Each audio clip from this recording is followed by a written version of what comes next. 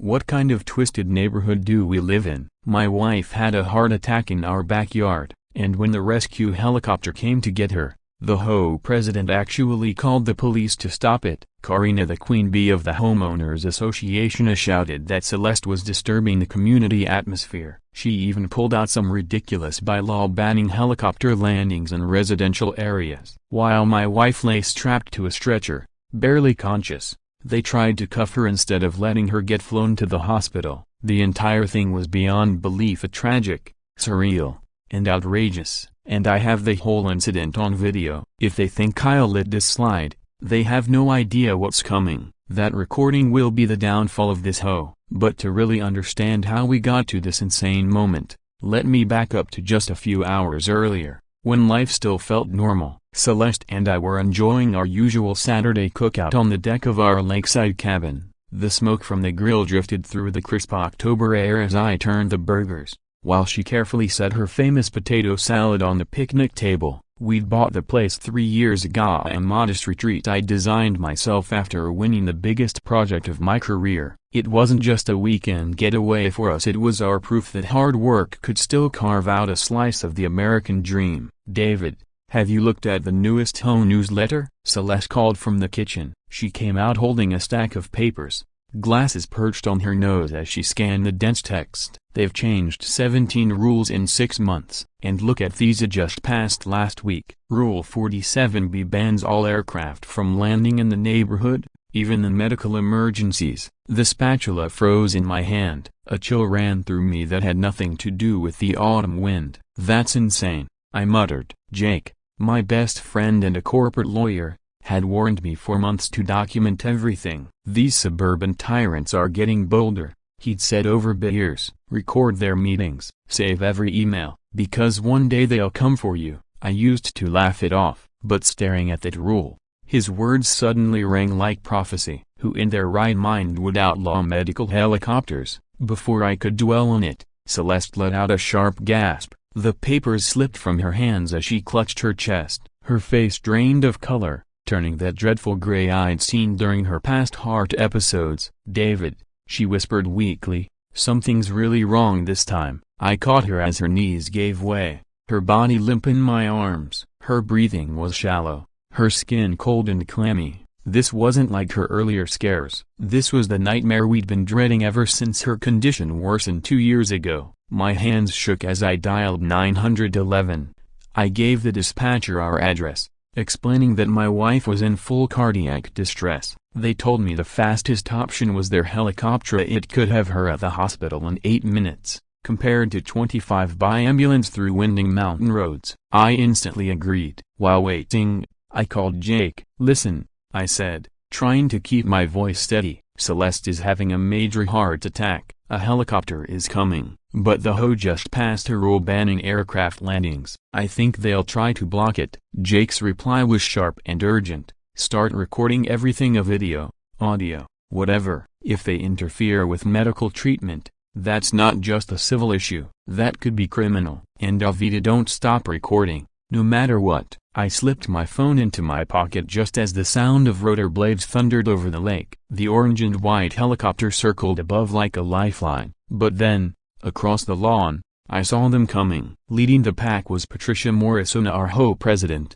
though everyone called her Karen behind her back. She was flanked by 5 people in yellow vests marked HOA enforcement. Marching right beside her was Marcus Stone, a hulking ex-cop they'd inexplicably hired as head of security a few months ago. Karen's perfectly styled silver hair didn't even budge in the rotor Washington. She walked up holding a folder like it was a weapon, her expression cold and almost triumphant, as if she'd been waiting for this exact moment. "Mr. Carter," she called out over the noise, "you are in direct violation of Regulation 47B, unanimously approved by the board. Aircraft are prohibited from landing anywhere on community property, including private lots." I stared at her in disbelief, Celeste barely conscious in my arms. The pilot's voice crackled over the radio. They couldn't land until the area was cleared. Karen held up her papers like they were holy scripture. "This rule protects our property values and preserves the peaceful nature of our neighborhood."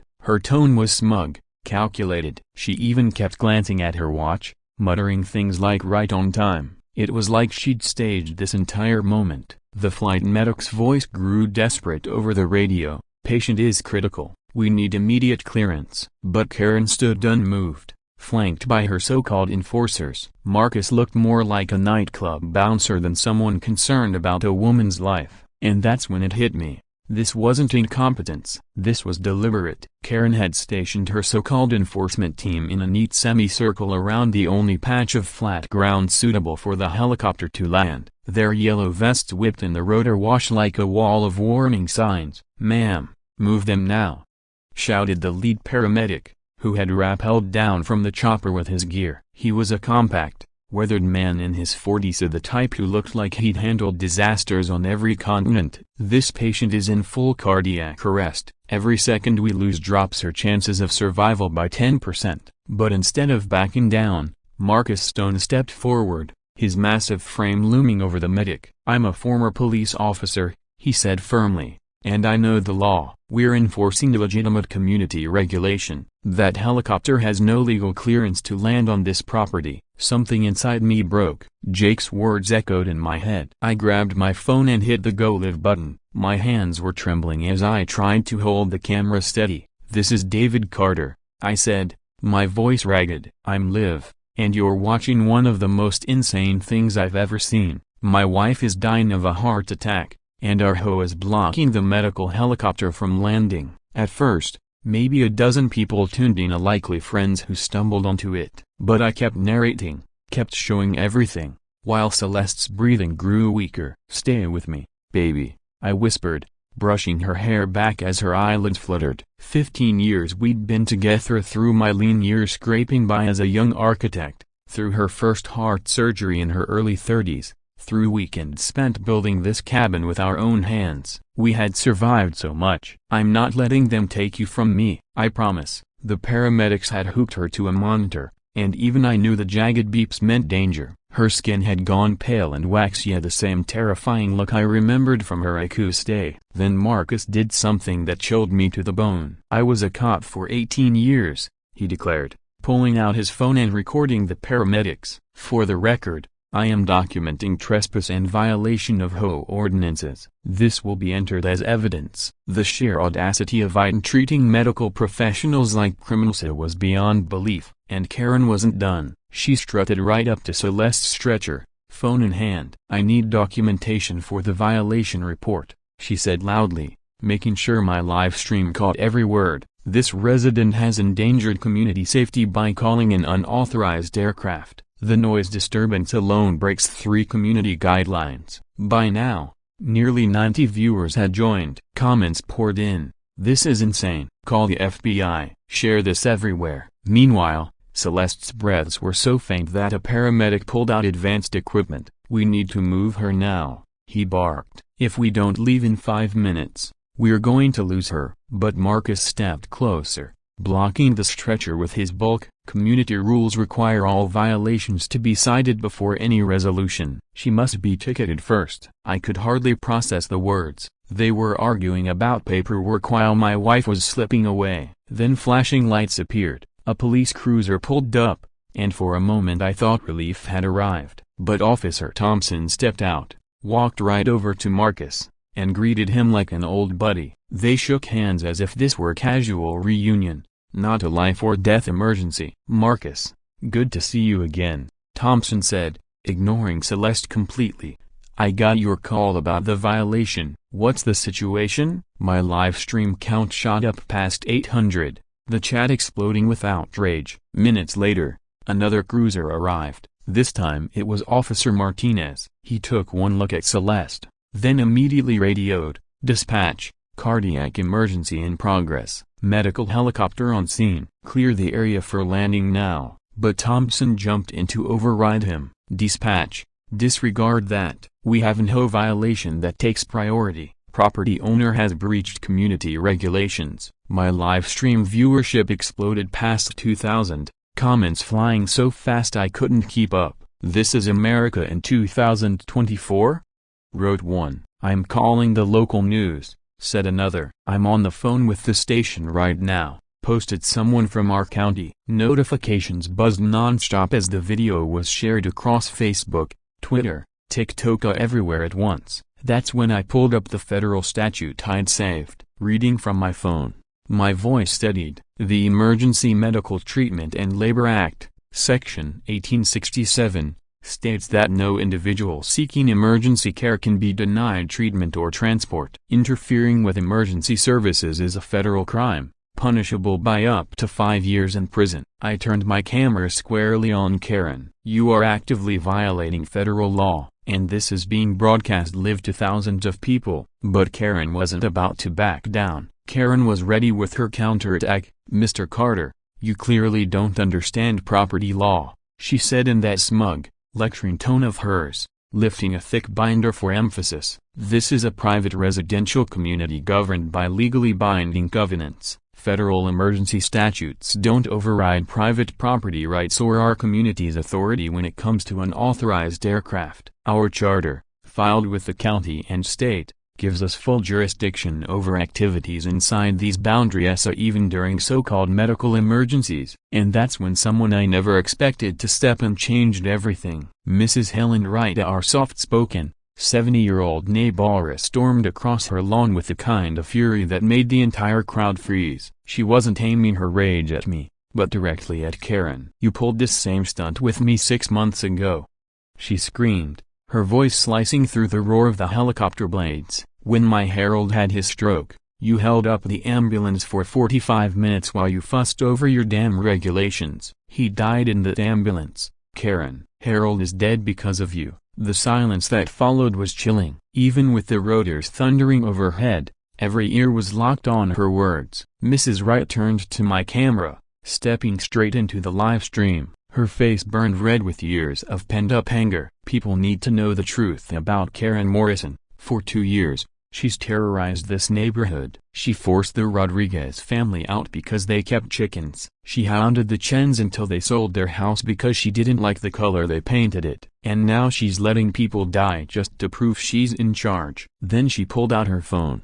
I have proof of pictures, records. Every family she's driven out, every life she's wrecked, every regulation she's twisted so she and her cronies could steal property. Meanwhile, the tension between the two police officers was escalating. Martinez's patience was running thin. Thompson, I don't care what your HOA says. Federal emergency law always supersedes local property rules. We have to clear this landing zone now. But Thompson's loyalty was obvious. Martinez, you're new here, he replied coldly. Let me explain how it works. The HOA funds a significant portion of our community policing. They're not just residents, they're partners.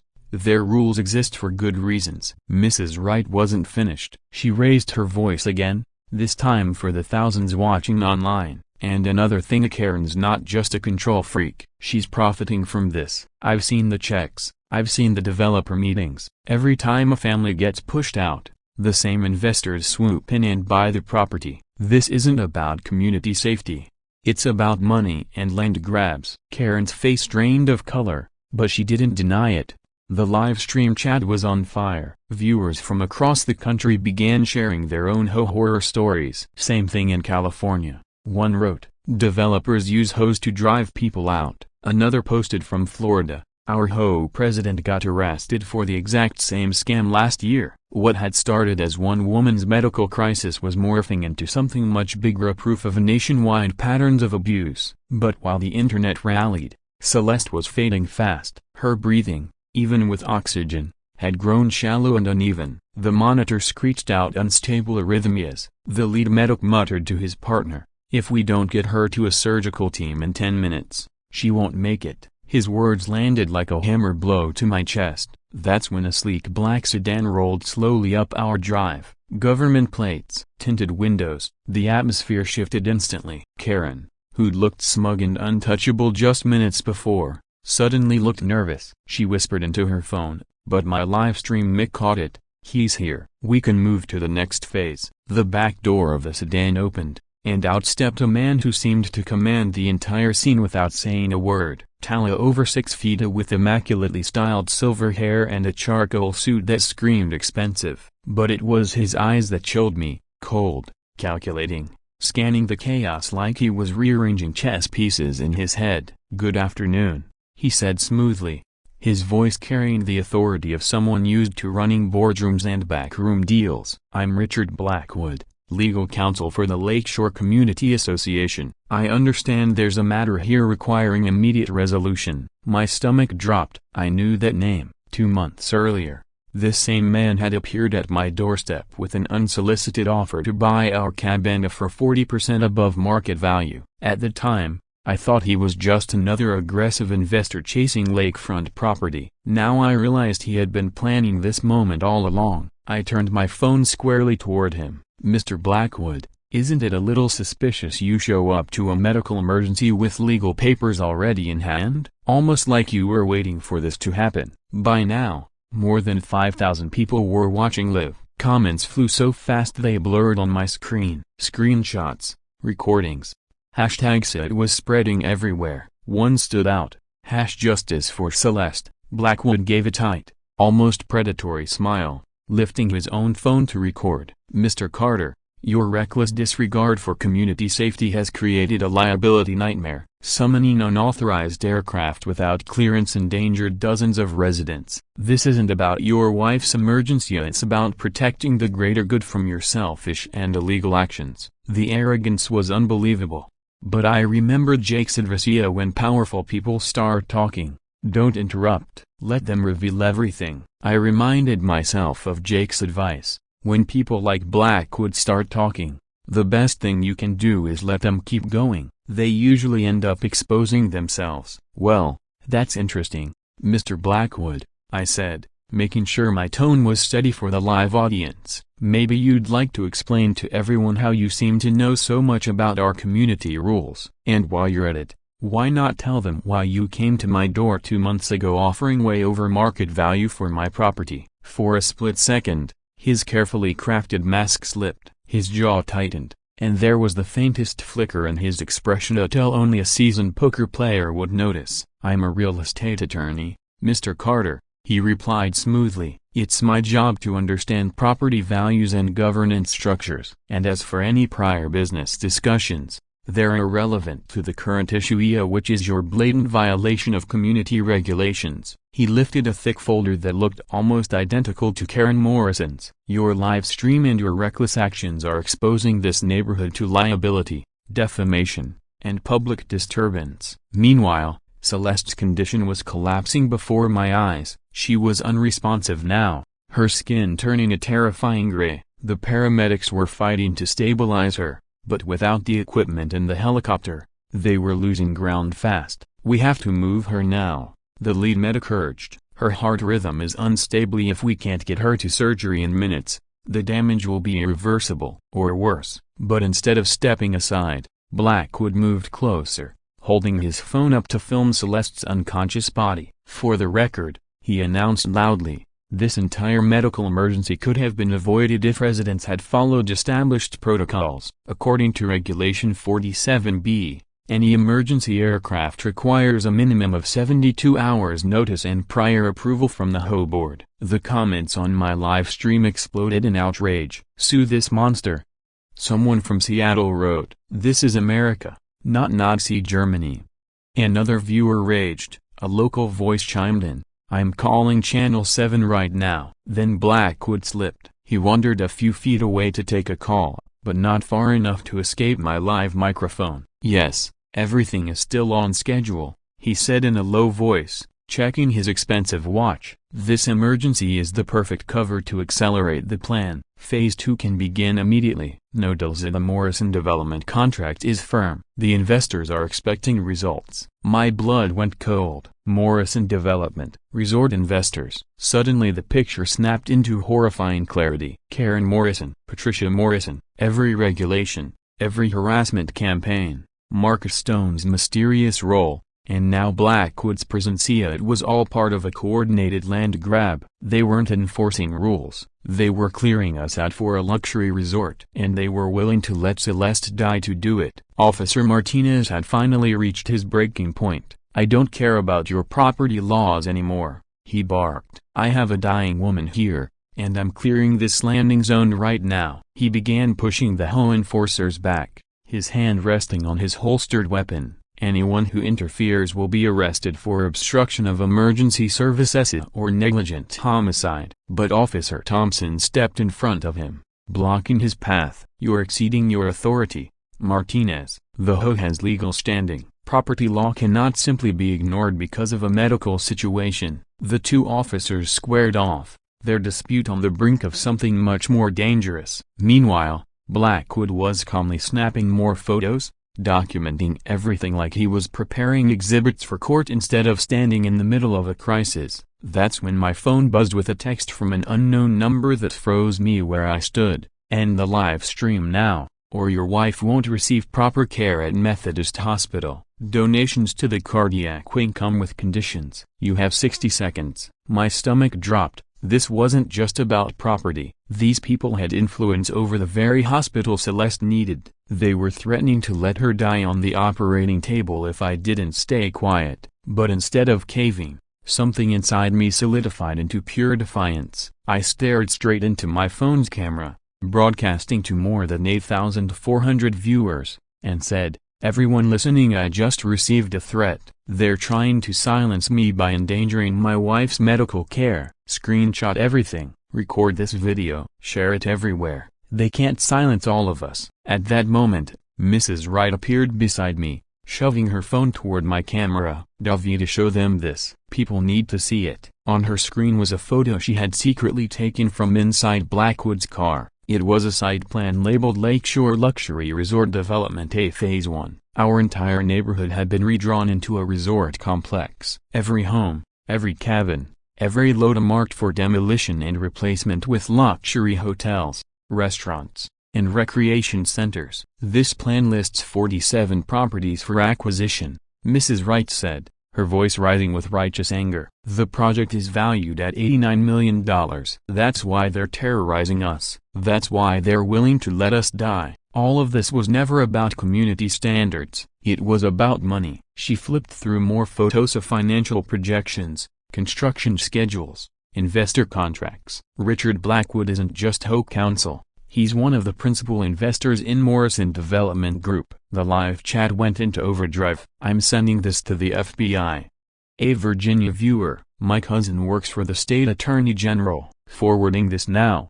A California viewer, "This is racketeering. Screenshot everything." A retired federal prosecutor, "The evidence was going viral, impossible to erase." And then Mrs. Wright revealed the most damning piece yet. "Look at this contract," she said, zooming in on another photo. It was an employment agreement. Patricia Karen Morrison. Position, Acquisition Manager, Morrison Development Group. Salary, $200,000 annually, plus bonuses. The truth was undeniable. Karen wasn't just a domineering HOA president. She was a paid operative, hired to harass residents until they sold. Every outrageous regulation, every act of bullying, every abuse of power, it was all strategy to clear land for an $89 million resort. I turned back to the camera. "This explains everything. Every family forced out, every life disrupted. And now, they're trying to kill my wife to protect it." The live audience counter ticked past 12,000. The Rodriguez family and their chickens, the Chens with their home color dispute, and even Harold Rita, who lost his life waiting on an ambulance that never came in time. And none of those tragedies were about community standards. They were calculated moves to force people out and clear the way for this resort. I lifted Mrs. Wright's phone so the stream could capture the evidence. "They've been slowly destroying our community, and today they nearly let my wife die just to protect their investment schedule." The documents she uncovered only made things more horrifying. Among them were investor contracts revealing construction was slated to begin in just 3 months. The developers already had control of 80% of the neighborhood. Only 7 families remained as obstacles. Our cabin was listed as priority acquisition target number 3, with chilling notes beside it: medical emergency leverage opportunities and live stream publicity risks. They had actually planned for tragedies like these, mapping out how to exploit them as tools of coercion. One of the most disturbing files bore the title Community Transition Timeline. In cold, corporate jargon, it broke their plan into 4 phases. Phase 1, regulatory enhancement, dousing the neighborhood with impossible HOA rules. Phase 2, Enforcement escalation, harassment campaigns and intimidation. Phase 3. Emergency intervention protocols, blocking access to life-saving services. Phase 4. Voluntary community dissolution, their polished term for running families out and tearing everything down. Officer Martinez, who had been trying to juggle the medical emergency with the chaos around us, froze as he listened, his face darkened with fury. Are you telling me this hoe has been deliberately interfering with emergency responders as part of a real estate scam? He demanded, staring directly at Karen and Blackwood. Because if that's true, this isn't just a property dispute, we're talking conspiracy, fraud, and maybe even homicide. His hand went to his radio as he began calling for backup. Meanwhile, Celeste's condition spiraled downward. The heart monitor went flat, to full cardiac arrest. The paramedics threw themselves into CPR, but their equipment wasn't enough. Surgery was the only option left, and time was running out. The lead medic shouted over the chaos, her voice cracking with urgency, I don't care about your property laws or your arguments. This woman has minutes left. Officer Martinez, clear this landing zone right now or you'll be explaining a preventable death to the coroner. Then my phone rang. The caller ID flashed, Methodist Hospital Cardiac Unit. For a split second, I thought they were calling about Celeste, though she hadn't even arrived yet. But when I answered, the voice on the other end identified herself as Special Agent Sarah Collins, FBI. Her first words nearly knocked me to my knees. Mr. Carter, we've been monitoring your live stream. Federal agents are en route to your location with arrest warrants. What you've exposed is part of a much larger investigation we've been working on for 8 months. Don't let anyone leave that scene. Moments later, the sound of engines thundered up our drive. 3 black SUVs with government plates screeched to a stop, and agents in tactical gear swarmed out with precise coordination. A woman in her 40s stepped forward, her bulletproof vest marked FBI in bold yellow letters. I'm Special Agent Collins with the Federal Bureau of Investigation, she declared, her tone sharp and commanding. This is now a federal crime scene. Everyone here is considered either a witness or a suspect in an active investigation into HOA fraud, conspiracy, and obstruction of emergency services. She pointed toward the helicopter that had been waiting overhead. Officer Martinez, secure that landing zone so Mrs. Carter can be evacuated for treatment immediately. We'll handle the rest. The shift in behavior was instant. Officer Thompson, who only minutes earlier had blocked the medics, suddenly began clearing vehicles out of the way. Marcus Stone, the so-called security chief, tried to slink into the tree line, but 2 agents intercepted him before he got 10 feet. And then came the most satisfying sight of all, the look on Karen Morrison's face as she realized the empire of intimidation and control she had built was crumbling in real time. Richard Blackwood, Patricia Morrison. Agent Collins's voice rang out as she read from a folder thick with documents. You are under arrest for conspiracy to commit fraud, obstruction of emergency services, and racketeering under the RICO Act. Federal agents snapped handcuffs onto both of them as my live stream audience, now over 15,000 strong, watched justice unfold. Live. You have the right to remain silent, Collins warned, and I strongly advise you to use ID because every word and action here has been captured on federal record and broadcast across the internet. But the revelations weren't over. Turning to me, Agent Collins said, Mr. Carter, what you've uncovered here represents the breakthrough we've been waiting for in Operation Clean Sweep, a nationwide investigation into HOA corruption and real estate fraud. She lifted a thick evidence folder filled with photos, financial ledgers, and surveillance images. The Morrison Development Group has been running this exact scheme across multiple states, using HOAs to strangle communities into submission. We've tracked the same playbook in Georgia, Tennessee, North Carolina, and Florida. Phony regulations, private security intimidation, medical interference, and shady property takeovers. The total value of projects tied to this conspiracy exceeds $400 million.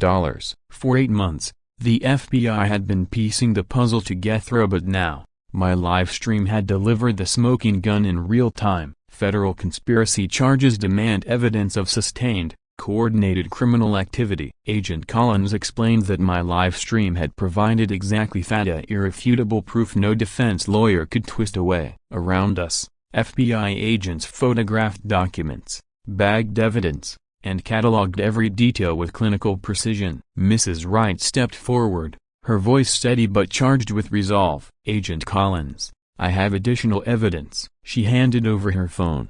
Photographs of financial papers, investor agreements, and construction contracts left right out in their cars. They were so confident in their scheme, they didn't even bother to hide it. Collins scrolled through the images, her expression hardening with each swipe. "Mrs. Wright, these materials demonstrate a criminal conspiracy so extensive it could mean federal sentences of 20 years or more for those involved." Almost instantly, others began to join in. Families once terrorized by Karen's HOA appeared on my live stream, connecting through video calls arranged by viewers in the comment section. The Rodriguez family dialed in from Arizona, recalling how Karen drove them out with endless fines over their backyard chickens. The Chen family called from Tennessee, recounting how a trivial paint color dispute spiraled into costly legal battles that drained their savings. Story after story followed the same script. Petty violations escalated into unbearable harassment until families had no choice but to sell below market value. Then came the blow that exposed the inner workings of the scheme. Agent Collins revealed banking records linking Officer Thompson to Morrison Development Group, a $5,000 deposited each month,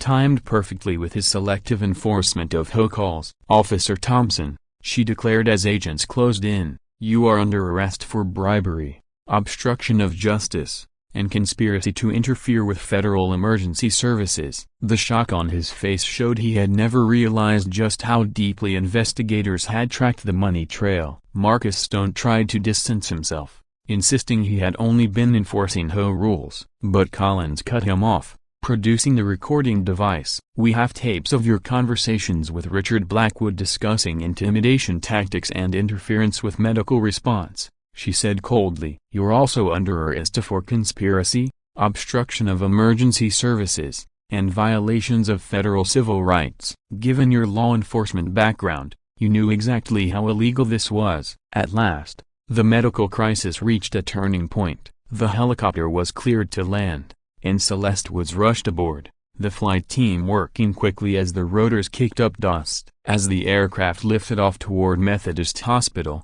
Agent Collins came to me. "Mr. Carter," she said with rare gentleness, "your wife will receive the highest level of medical care. We've already spoken with hospital leadership. No donations or corporate influence will touch her treatment. Federal protections are in place and no one can interfere." But the most powerful revelation came moments later. Collins addressed me and the thousands still tuned into the live stream. "Your broadcast has already been viewed by more than 20,000 people and shared across dozens of platforms. Morrison Development Group stock has dropped 30% in just hours. News outlets in multiple states are covering the story, and Congress is preparing to open hearings on HOA reform." Sometimes, one person's decision to document injustice can shift the system itself. The sense of justice became tangible as Karen Morrison and Richard Blackwood were led into federal vehicles, their downfall watched live by more than 25,000 viewers. Just then, my phone rang. Methodist Hospital.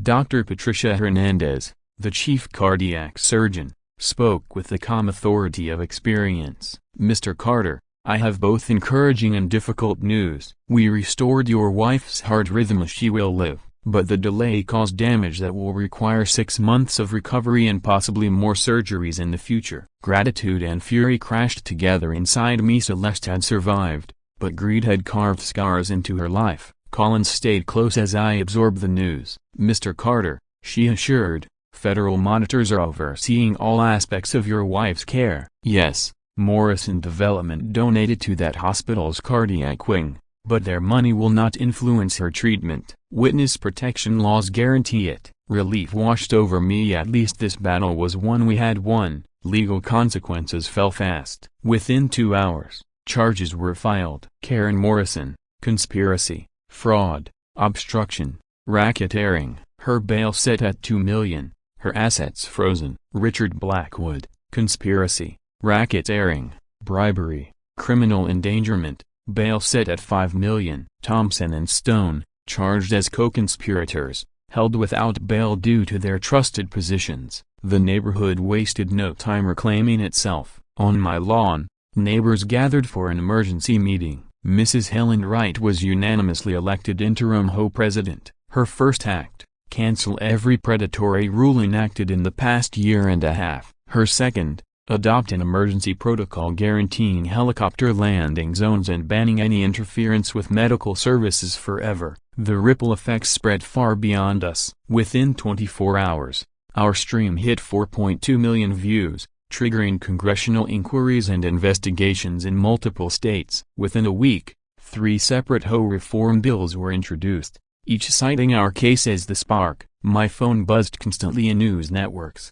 documentarians, advocacy groups, all eager to use our story as a catalyst for systemic change. Meanwhile, Morrison Development collapsed, their stock cratered by 67%, erasing over $200 million in value. The SEC launched an investigation, freezing every project in progress. Blackwood's mansion, cars, and investment accounts were seized as criminal assets. 2 months later, sentences came down. Karen Morrison, 7 years in federal prison, $1.2 million restitution to victims. Richard Blackwood, 12 years, $89 million in forfeited assets, his empire erased. Officer Thompson, 5 years, pension stripped. Marcus Stone, 3 years, permanently barred from law enforcement and security work. Our community began to heal. Together, we launched the Community Rights Defense Fund through a GoFundMe that raised over $180,000 from strangers moved by our fight. Neighbors volunteered to repair homes neglected under Karen's tyranny. Families who had fled began to return. What once was a neighborhood ruled by fear transformed into something new,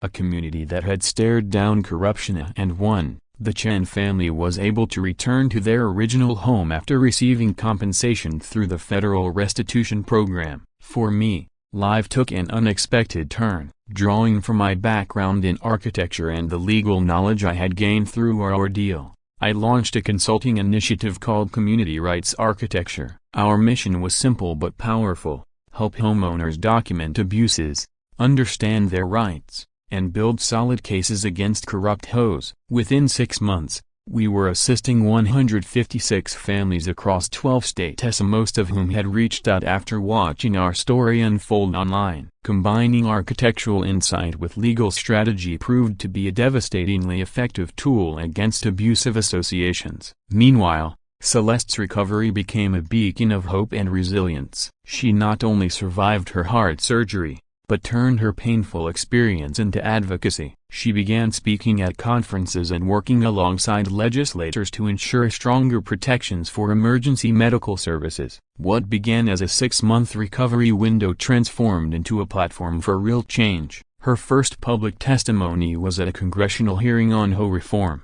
where she described the life-threatening consequences of interference with emergency responders. Exactly 1 year after that harrowing October night, we stood together on the newly built community helipad, watching the sun sink into the lake, a place that had once symbolized both joy and suffering. The helipad, funded by federal grants and community donations, now stood as a permanent reminder: access to emergency medical care is a basic human right, beyond the reach of any HOA's control. 1 year ago, they believed intimidation and power could silence us, I told a camera crew filming a documentary about our story. Today, 23 corrupt HOA boards are under federal investigation because ordinary people refused to back down and demanded accountability. And while our journey closed on the note of triumph, it also opened a new chapter for others. If standing up to corrupt HOA bullies had stirred your spirit, you'd be glad to know more stories were on the way. Stories of neighbors exposing greed,